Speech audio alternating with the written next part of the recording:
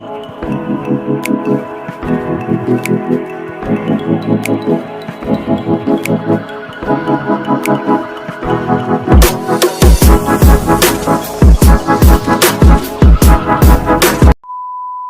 day everyone. Today, we will discuss and execute at least one exercise with resistance in each plane. So, let's get started. We live in a three-dimensional world, and our body needs the ability to move in all three dimensions. By improving three-dimensional movement, you will reduce the risk of injuries and you will easily get your whole fitness body or fitness health. These planes of motion exercises helps you to function a day-to-day life easier. So basically, there are three planes of motion, namely the sagittal plane, the frontal plane, and the transverse plane. And they cut the body in different ways.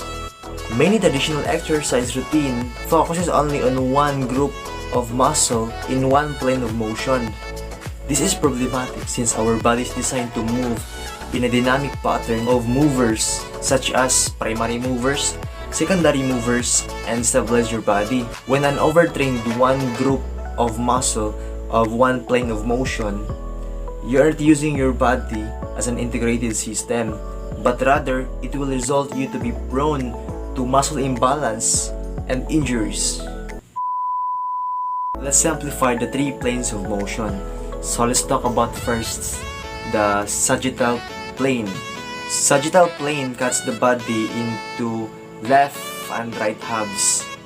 It is a forward and backward movement.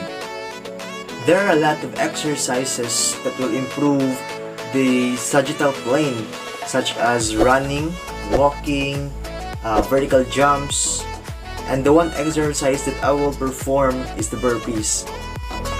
The reason why I decided to perform burpees for sagittal plane because sagittal plane movement involves flexion or forward motion and extension or backward motion, and I think that burpees passes this criteria.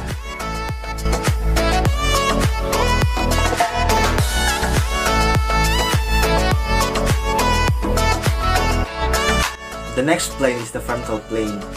This plane cuts the body into front and back halves. It is a side-to-side movement, and lateral movement are considered frontals. The one exercise that I will perform is jumping jack. Frontal plane motion would include leaning from left to right as each side bends and lateral raises, or perhaps jumping jack with jumping rope is a good image of movement along the frontal plane.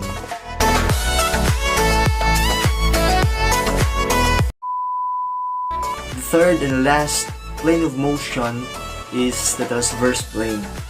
It cuts the body into inferior and superior or top and bottom halves. It is perpendicular to the sagittal plane and the frontal plane. This plane is responsible for rotational movement and exercises. And the exercise that I will perform is the low lunge twist reach. The main thing to remember for transverse plane is rotation, and the reason why I decided to perform low lunge twist reach because from the name itself, it involves rotation.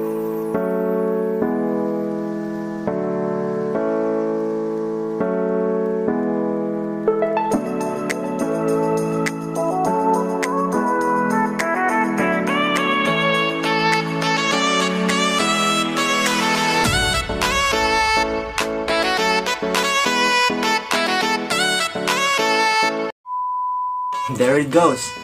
Those are the three planes of motions with their corresponding exercises. I hope you learned something, and thank you for watching, and stay safe everyone. This is Mark Arlanescal. Bye bye.